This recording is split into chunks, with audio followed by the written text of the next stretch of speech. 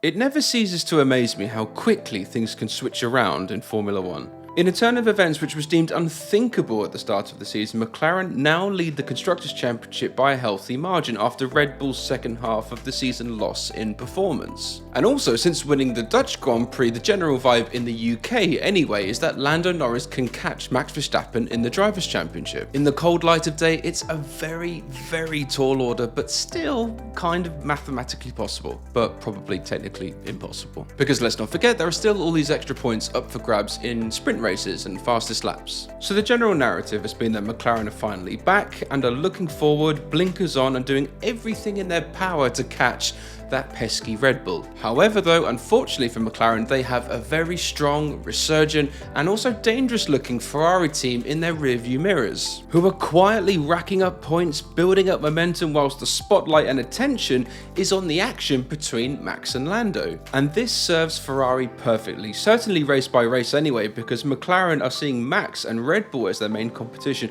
and all the focus is on Lando Norris beating them. But as we saw in Austin, they now have Leclerc and Sainz gaining on them. Both, if the car and strategy is on point, can take points off Norris, Piastri and Verstappen all day long. And this is something that could be devastating to Lando's Drivers' Championship hopes and also possibly McLaren's Constructors' Championship aspirations too. So on that note, let's dive in and take a little look. But also, if you are new to the channel and you're enjoying the content so far, why not click that subscribe button below? It's awesome, it helps the channel, and it'd be great to hear from you in the comments as well. So as we speak right now, with 5 races to go, Max is currently leading the Drivers' Championship with 354 points, and Lando at 297 points just behind him. A gap of 57 points, which according to the British media mostly, it's still possible to close. Especially with 125 points in full race points without fastest laps or sprints still available. But meanwhile, whilst all this action and everything is going on at the front, creeping in very quietly there behind Lando Norris is Charles Leclerc behind at just 275 points. Just a mere 22 points behind Lando Norris. And it's that small points margin which I'm sure might have McLaren slightly concerned. Even though they won't show it, a win at Mexico from Leclerc combined with a Lando Norris no score, it switches everything all around. And it doesn't stop there either, because Oscar Piastri's 32-point gap to Carlos Sainz could be at risk as well. And because of all of this, we might have a down-to-the-wire fight for the Constructors' Championship battle, and given how things stand at the moment, that must be a thought that keeps Zach Brown up at night. Now, to be honest, credit where it's due, McLaren, Norris and Piastri have been a revelation this season. And topping the Constructors' Championship right now shows that they are collectively the best and most consistent team of the season so far. Red Bull lost the lead, which I don't think they will regain, and they are more or less trying to run a race with only one leg. They are effectively trying to crawl over the finishing line. And unless Max returns to business as usual or Perez pulls off a blinder at his home Grand Prix, that Red Bull will drop to third after being overtaken by a Ferrari team who now smell blood. That 8-point gap now between Red Bull and Ferrari could be eaten up easily at the next Grand Prix. Now look, I know after their 1-2 at Austin, it's so easy to jump on the red bandwagon and shout at everyone that Ferrari is back. But as I said earlier, things in F1, particularly this season, things tend to switch around quite a lot. But considering how they've come back from their mid-season wobble, especially Carlos, who scored his first podium in 12 races, the signs show that there is still a bit more to come. And especially with Charles Leclerc, who is spearheading this whole thing, a driver who, in my opinion, who is superior to Norris and Piastri, and very close to Max in outright ability. In fact, something I saw at the Grand Prix, and I'd actually like to know your thoughts on this. There was a point in the race where I think the positions were Leclerc, Verstappen and Norris first, second and third. Now when you see the names Leclerc and Verstappen, you just think quality. Both very different drivers, but different sorts of quality. Both are currently the best out there. But then when you see the name Norris, you just kind of think he's an excellent driver, but he's still missing that extra something, that little ingredient. But then once he finds that little ingredient and takes his game up a notch, he's going to be awesome. He could easily be up there with them, and I can't be fairer than that. Now at Austin, Oscar Piastri in fact had a very quiet race. The TV cameras barely picked up on him, and I think this is just because he was doing simply what he was told.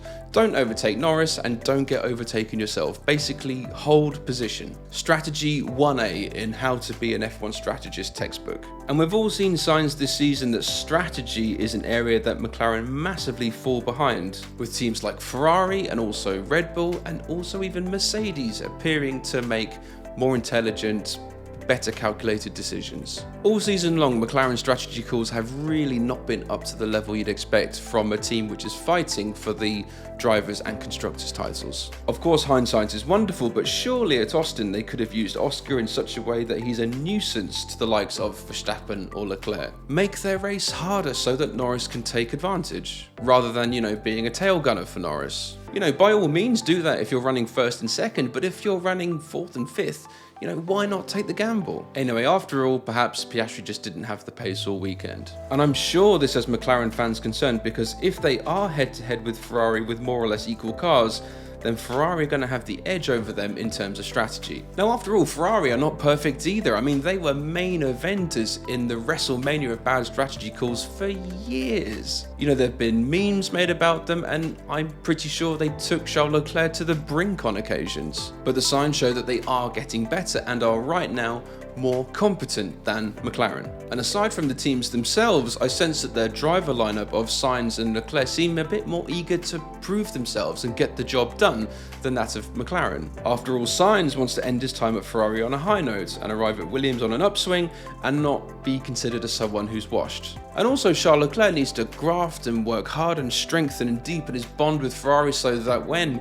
Lewis Hamilton arrives next season, he is going to be the guy that the team are going to want to naturally get behind. And how does he do that? Well, he needs to be the guy that snatches second in the driver standings off Norris, and also the guy that clinches the Constructors title for Ferrari, which would be their first since 2008. And if he did that, well, Leclerc wouldn't need to pay for a drink in Italy ever again. Now, of course, Norris and Piastri are eager to prove themselves as well, but I just get a sense that they want this season to end so that they can start 2025 new, fresh, and on a level playing field. And Norris, although he's showing flashes of brilliance in qualifying and during the races, he's showing signs of frustration at himself, the team, and everyone around him, as his chances of winning the world title appear to be slipping away. And Piastri, on the other hand, also wants to start on a level playing field, but it's more because he doesn't want to be shackled down, play second fiddle to Norris, and start evenly so that he can establish himself properly at the team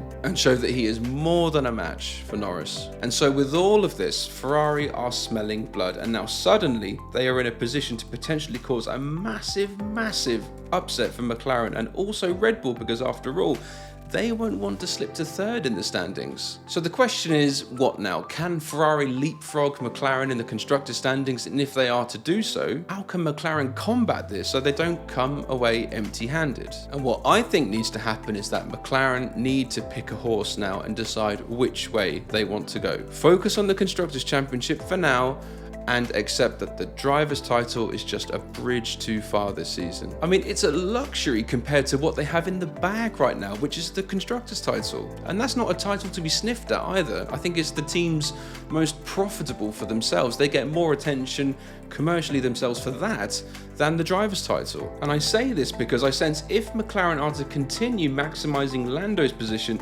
it will involve also having to influence Oscar's races as well, rather than letting him drive the absolute best race that he can. Although Ferrari, on the other hand, don't seem to have to enforce any rules at all, because if their cars are running at 100%, Leclerc will finish ahead of Sainz just because he has that much more ability. Sainz is still a very good driver, but I think Leclerc is another level above him. But just bringing things back to McLaren, so from what we've seen so far this season, Norris and Piastri are much more closely matched. And sure, Norris has been around for a bit longer and earned some more stripes, but Piastri is very quickly picking up momentum and is also earning a name for himself. And yes, I know Norris is a bit of a media darling, has lots of fans and a massive social media following and shifts tons of merchandise, but none of that matters if you can't hold it together on track and do the business. So for McLaren to get rid of any notions that Ferrari have for the Constructors title and also that second place in the driver standings, they must focus 100% on the Constructor standings and just accept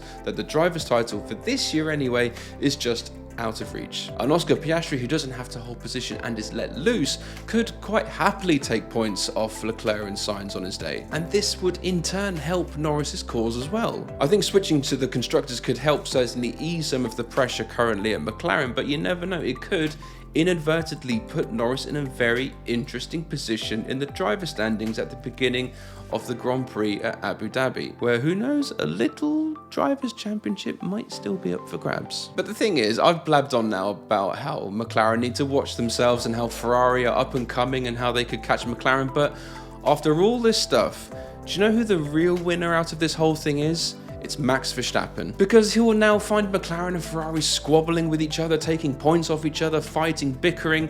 Meanwhile, he can just third and fourth place it to the end of the season and rack up his 4th World Championship. I mean, by the look of things, Red Bull are currently going down in flames, but Max, he'll be alright at the end of the day. So fair play to McLaren to be aspirational and keep fighting for the driver's title and for where they are in the Constructors right now, especially when you consider where they've come from after the last few seasons. But for their sake, it might be worth taking a peek in the rearview mirror, because Ferrari are coming up behind them, they're in form, and if they don't combat this and sort it out, then McLaren could easily come away from this season feeling robbed. And just while we're at it, I did notice that this is actually my 100th video. I never thought that would really ever get this far, but I just wanted to reach out to you guys and say a massive thanks for all of your support, all the likes, comments, subscribers, everything, interactions.